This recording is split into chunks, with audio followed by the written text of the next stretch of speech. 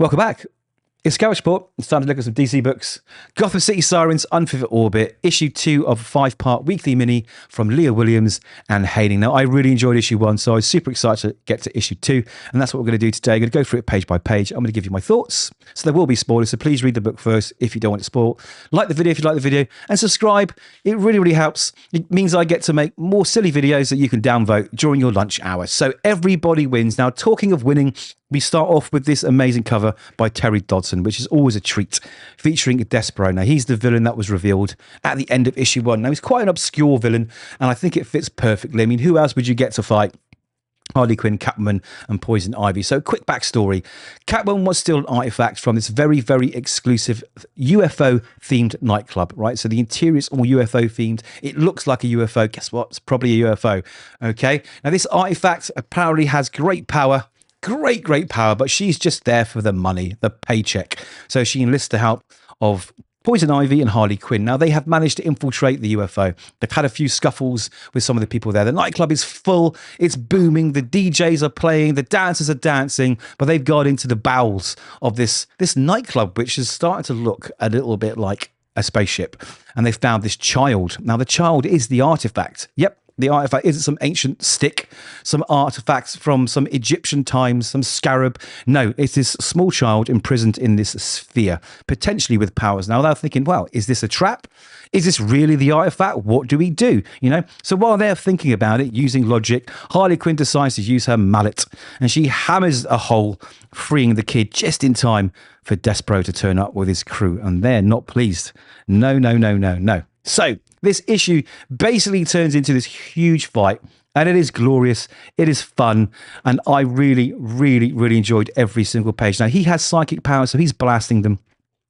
And he finds out that these girls are tougher than they look. You know, they're not just pushovers, because usually by now his victims would have perished, let's say, or become slaves. And you think, you know what, you guys can be useful to me. I'm going to make you my slaves, but they're not going to be slaves, right? This is the Sirens, the Gotham City Sirens. They're not going to lay down and let some alien weirdo enslave them. So the fight rages on. There are broken bones, limbs flying, heads smashing all the way through. It's amazing. Even old Poison Ivy here slices off Despero's arm with one of her vines. But of course, he has powers too, and he regenerates his arm very quickly. And he's loving it. He's actually really enjoying the fight. And he knows that he wants these girls as his little slaves, his little pets. He wants to repurpose them for evil doings. Now, eventually, they succumb to his psychic powers. And what he does is he sort of beams them into different parts of the nightclub spaceship, okay?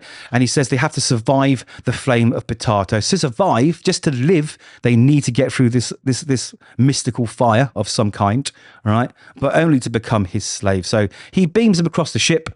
We see them all sort of teleport out.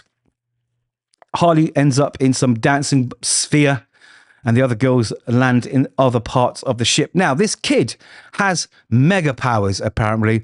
Powers to basically destroy the world, right? That's what Despero wants to do, essentially. It's a classic plot, and it works really well here. So we find the girls in trouble, and then this weird green flame starts coming out everywhere, even on the dance floor. And it looks like he's going to use these people's bodies, souls, I don't know, as fuel. I don't know, maybe they're a sacrifice, but the whole place is going up in flames right now, and the girls are trapped. What happens? I don't know. I'm going to find out next week, because I love this book. I think it's really good fun. I haven't had this much fun with these girls since Harley Quinn's series with Amanda Connor and Jimmy Palmiotti. It's good. The art's really lovely. I want to look into this artist, Haining. She's brilliant. Really captures the essence of all the characters. Despero, as obscure as he is, I love the villain. I want to see more of Despero somewhere else. I think he's a perfect comedic villain, and he suits the story here too. So all in all, this was great. This is probably my favourite DC book of the week this week.